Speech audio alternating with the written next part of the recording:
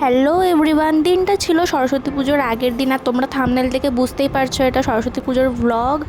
আর এখন চলে যাচ্ছি দাদুর বাড়ি, ট্রেনে আছি এখন। আর এখন খেয়ে নিচ্ছি চিড়ে ভাজা, কেক, বিস্কুট, বাদাম ভাজা, মুগ ডাল ভাজা। এখন বাইরের ভিউ দেখতে দেখতে এগুলো খেয়ে নেবো। সরস্বতী পুজো তো অনেকদিন আগেই হয়ে গেছে, কিন্তু আমার ব্লগগুলো এডিটই করা হয়ে উঠছিল না, তো আজকে ব্লগটা দিয়েই দিলাম। তো যাই হোক, কথা বলতে বলতে চলে এলাম আমাদের ডেস্টিনেশন কাটোয়াতে।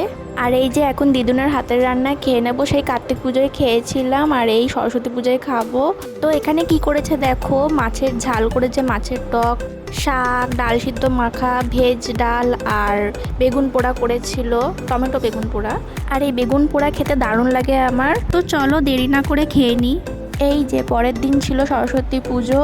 তো দেখো শাড়ি পরে রেডি হয়ে গেছে, আর টাইম তখন বাজছিল 12টা। আর এখন চলে এসেছি কেডি স্কুলে সরস্বতী পুজো দেখতে। এখন মাসিদের কাছে চলে যাব। তো মাসির কাছে শাড়ির আঁচলটা একটু ঠিক করে নিলাম আর চুলটাও একটু ঠিক করলাম। তারপর আমরা চলে এলাম কাটোয়া কলেজে। এখান থেকে বেরিয়ে এখন ফুচকা খেয়ে নিচ্ছি। ফুচকা খাওয়ার পর চিপস খেতে খেতে আমরা চলে এলাম এইচএফসিতে। এখান থেকে খাওয়া দাওয়ার পর আমরা বেরিয়ে চলে এলাম মা মাসিদের ছোটোবেলার স্কুল ডিডিসি স্কুলে। তারপর এখান থেকে বেরিয়ে আরেকটা পুজো দেখে আমরা বাড়ির দিকে চলে গেছিলাম, কারণ সন্ধেবেলায় বেরোবো। তো দেখো সন্ধেবেলায় রেডি হয়ে গেছি। আবার সবাই মিলে সন্ধেবেলা ঠাকুর দেখতে বেরিয়ে পড়লাম। এখানে দেখো ব্যান্ড পার্টি এসছে। তারপর আমরা এখানে খেয়ে নিলাম কর্নেটো। এরপর আরেকটা পুজোর দিকে চলে যাচ্ছে, এই যে রানীমা, এদিকে ফাংশন হচ্ছে। তারপরে খেয়ে নিলাম এগ রোল আর কোল্ড ড্রিঙ্কস। তারপর আমরা বাড়ি চলে গেলাম। পরের দিন শীতলা ষষ্ঠী ছিল, তো সেদিন গোটা সিদ্ধ খাওয়ার নিয়ম আছে।